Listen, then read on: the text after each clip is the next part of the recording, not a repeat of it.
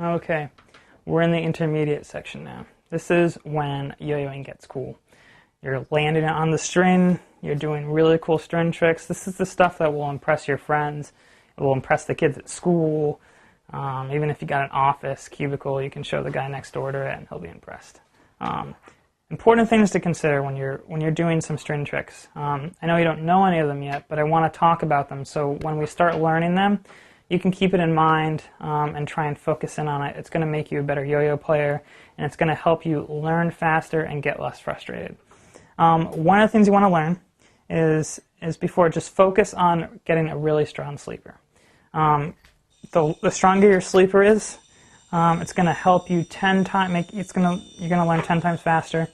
You'll be learning tricks at a much easier rate, simply because it's spinning longer, and because if you touch it with a string or something like that, it's not going to slow the yo-yo down as much. Same thing goes for breakaway. You want to get this really straight, because what we're going to be teaching you is how to land it into the string, like so. The other thing you want to do is, when you start learning the tricks I'm going to be talking about, is if you have a yo-yo on a string, keep in mind that the string is going to be slowing down the yo-yo if it's touching the sides at all. And if I'm trying to do a string trick and the yo-yo is doing this, I'm not going to get very far. And so that's one of the main things to consider when you're doing string tricks. Try and keep that string dead center in the yo-yo. See how it's dead center here? Let me show you from the front. This is a trick called brain twister we're going to be teaching you.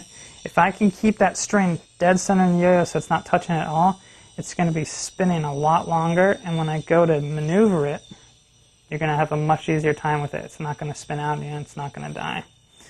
So keep that in mind, and you're going to be on your way to learning some great intermediate tricks.